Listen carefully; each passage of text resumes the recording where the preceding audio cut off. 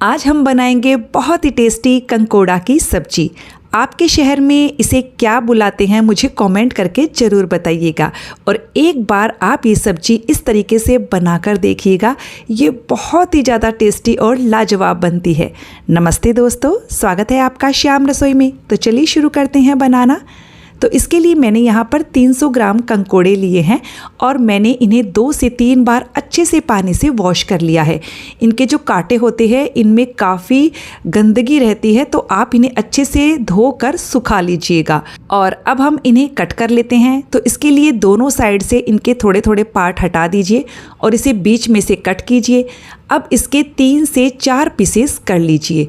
इनमें यदि कच्चे बीज हों तो उन्हें हटाने की ज़रूरत नहीं है, लेकिन यदि आपको लगे कि बहुत ज़्यादा हार्ड बीज हैं तो आप इन्हें इस तरह से हटा सकते हो। और ये लीजिए, हमने कंकोड़ा को काट लिया है। जितने बीज मुझसे हटे मैंने देखिए हार्ड वाले बीज हटा दिए हैं। अब हम एक कढ़ाई में 3 से 4 चम्मच सरसों का तेल लेंगे। तेल को हम धुआं उठने तक पहले गरम कर लेंगे। सरसों के तेल में ये सब्जी बहुत टेस्टी बनती है। धुआं उठने लगे तब एक बार 2 मिनट के लिए गैस की फ्लेम को बंद कर दीजिए।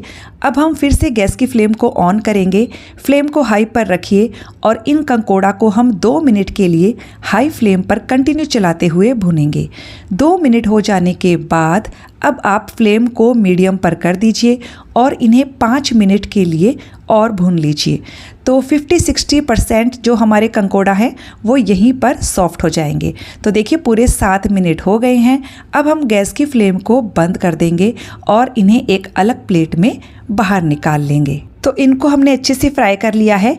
अब हम कढ़ाई में फिर से सरसों का तेल लेकर उसे धुआं उठने तक गरम कर लेंगे और अब हम फ्लेम को बिल्कुल लो पर कर देंगे और इसमें डालेंगे आधा चम्मच ज़ीरा, आधा चम्मच सौंफ और 1/4 छोटा चम्मच कलौंजी। सौंफ और कलौंजी से इस सब्जी में बहुत अच्छा टेस्ट आता है। इन सबको हम धीमी आंच पर 5-10 सेकेंड के लिए भून लेंगे।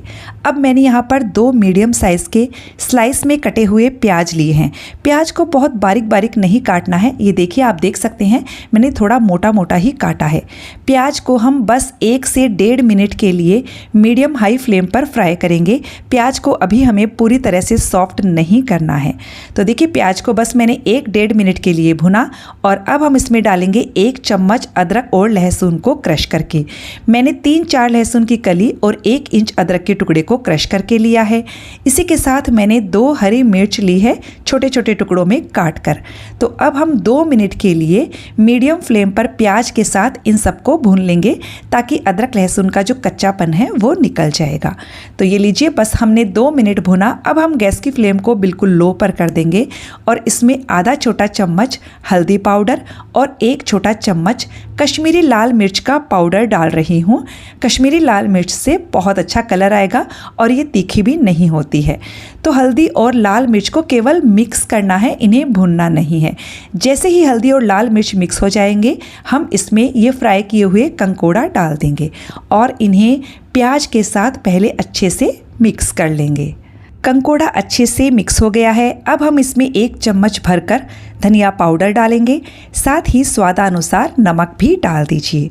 और अब हम इन मसालों को भी अच्छे से पहले मिक्स कर देंगे।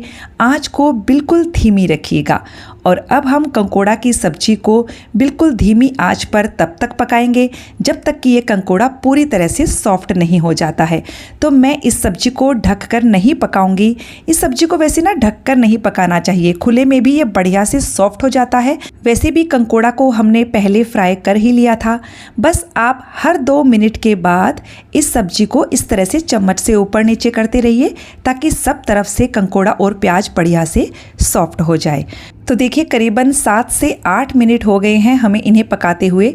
मैं इसे बीच बीच में चला रही थी। तो बस कंकोड़ा जब पूरी तरह से सॉफ्ट हो जाए तब हम इसमें 1 चम्मच आमचूर पाउडर डालेंगे और 1/4 छोटा चम्मच गरम मसाला। बस इन दोनों मसालों को भी अच्छे से मिक्स कर लेंगे और मिक्स करने के बाद सब्जी को केवल 2 मिनट के लिए धीमी आंच पर खुले में और पका लीजिएगा। फ्रेंड्स, आप सेम तरीके से बनाकर देखिएगा, ये बहुत ही ज़्यादा टेस्टी बनकर तैयार होगी। तो देखिए गरम मसाला और आमचूर पाउडर डालने के बाद बस मैंने 2 मिनट और पकाया। तो चलिए हम कंकोड़ा को चेक कर लेते हैं।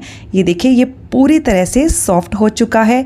तो बस अब आप इस गर्मा गर्म सब्जी को सर्व कीजिए पूरी पराठा के साथ। मैंने तो इसके साथ दाल चावल बनाए थे, मेरे घर में बड़े क्या बच्चों ने भी ये सब्जी बहुत ही शौक से खाई। तो फ्रेंड्स, आपको ये रेसिपी कैसी लगी कमेंट करके ज़रूर बताइएगा।